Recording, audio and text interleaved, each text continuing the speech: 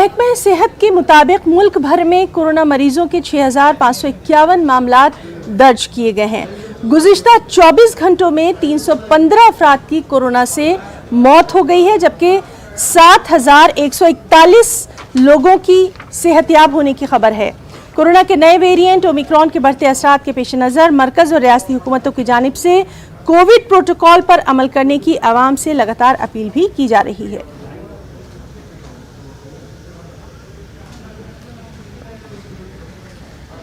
वहीं मुल्क में कोरोना के नए वेरिएंट ओमिक्रॉन से इन्फेक्शन के केसेस लगातार बढ़ते जा रहे हैं। मुल्क में ओमिक्रॉन से मुतासरा अफराद की तादाद 578 हो गई है। दिल्ली में सबसे ज्यादा ओमिक्रॉन के 142 मामले सामने आए। केरल में ओमिक्रॉन के 19 नए मामले रिपोर्ट हुए, जिससे रियासत में केसेस की तादाद 57 हो गई। इनमें से 11 एर्नाकुलम, 6 तिरुवनंतपुरम और एक केस थ्रिसौर और कुन्नूर में दर्ज किया गया। इतवार को महाराष्ट्र में ओमिक्रॉन के 31 नए केस रिपोर्ट हुए। रियासत में इस किस्म से मुतासिर होने वालों की तादाद बढ़कर 141 हो गई है। रियासती महकमा सेहत ने एक बयान में कहा कि मुंबई में ओमिक्रॉन के 27 नए केस रिपोर्ट हुए, जिनसे शहर में केसेस की तादाद 73 हो गई है। ये तमाम नए केस मुंबई एयरपोर्ट पर टेस्ट के दौरान पाए गए। इनमें से 61 मरीज सेहतयाब हो चुके हैं।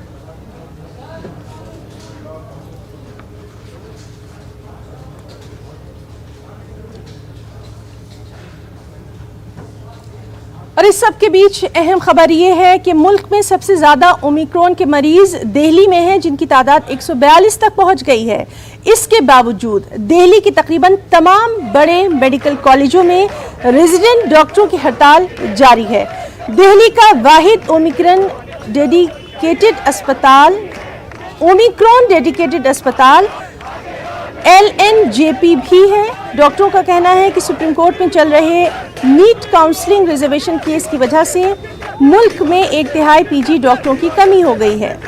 ऐसे में डॉक्टरों की तादाद तीसरी लहर के लिए काफ़ी नहीं है। अस्पतालों में OPD और वार्ड की खिदमत मुतासिर होने से मरीज भी परेशान हैं।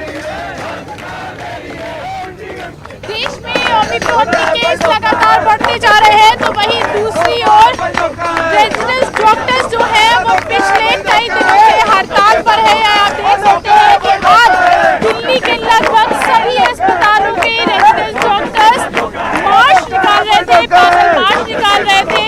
ये सुप्रीम कोर्ट में बाहर जाना चाहते थे, लेकिन पुलिस ने इनको यहाँ पर रोक दिया गया है। नीट की काउंसलिंग को लेकर जो डॉक्टर्स हैं ये विरोध प्रदर्शन कर रहे हैं। पिछले कई दिनों से दिल्ली के सभी अस्पतालों की OPD सेवाएं बंद रखी गई हैं और अब इमरजेंसी सेवाएं भी बंद कर दी गई हैं। ये आप देख सकते हैं कि डॉक्टर्स यहाँ पर प्रदर्शन कर रहे हैं। डॉक्टर्स ने साफ कर दिया गया है कि जब तक नीट की काउंसलिंग नहीं करवाई जाएगी तब तक इसी तरीके से जो प्रदर्शन है वो चलता रहेगा। डॉक्टर्स हमारे साथ मौजूद हैं, उन्हीं से बात कर लेते हैं और जानते हैं कि उनकी क्या मांग है। ये बताइए, पिछले कई दिनों से आप लोग प्रदर्शन कर रहे हैं, कोई हल नहीं निकला, अब आगे की क्या रणनीति है? हम लोग 27 नवंबर से कर रहे हैं यह स्ट्राइक। बीच में पहले OPD बंद किए, फिर उसके IPD बंद करिए, फिर उसके बाद हमने कॉल ऑफ किया, फिर इमरजेंसी बंद किए। फिर मिनिस्टर साहब ने बोला था कि 1 हफ्ते के लिए रुक जाइए, हम लोग कुछ ना कुछ करेंगे। तो हम लोगों ने 9 तारीख को कॉल ऑफ कर लिया था। फिर 17 तारीख को हम लोग देखा कि कुछ हम लोगों को हमारी कोई ग्राउंड पे प्रोग्रेस नहीं है, तब हम लोगों ने दोबारा से ये किया। आज 1 हफ्ते हो गए, 1 हफ्ते के से हम लोग स्ट्राइक पे बैठे हुए हैं 9 दिन से, लेकिन हमारी कोई बात अभी तक कोई पॉजिटिव चीज़ नहीं मिली है।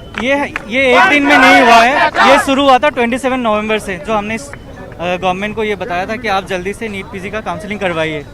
तो कम से 1 महीने कंप्लीट हो गया है और ये जाके हमने आज ये स्टेप लिया है कि हमें आज रोज प्रोटेस्ट मार्च निकालना पड़ रहा है। हमें पता है कि और ये 3rd वेव आने से हम लोग ऐसे भी हाफ जो अभी डॉक्टर्स का नंबर है वो हाफ है। तो जब तक नया बैच नहीं आएगा तब तक कंप्लीट नंबर ऑफ डॉक्टर्स नहीं आएंगे। हम बहुत मुश्किल से काम कर रहे हैं कि जो नीट PG जो अटका हुआ है काउंसलिंग, वो काउंसलिंग जल्दी से जल्दी कराना होगा ताकि हॉस्पिटल्स में अच्छे मैन पावर आ जाए कि पेशेंट केयर अच्छे से हो। सुना आपने, यहाँ पे डॉक्टर्स का साफ रुख है कि ओमिक्रॉन को लेकर हम डॉक्टर्स भी सतर्क हैं, लेकिन अगर हड़ताल पिछले 1 महीने से खत्म नहीं हो पा रही है तो कहीं ना कहीं सरकार को भी इसकी जिम्मेदारी लेनी पड़ेगी। और जिस तरीके से लगातार केसेस बढ़ते जा रहे हैं तो उस तरीके से आने वाले समय में ये एक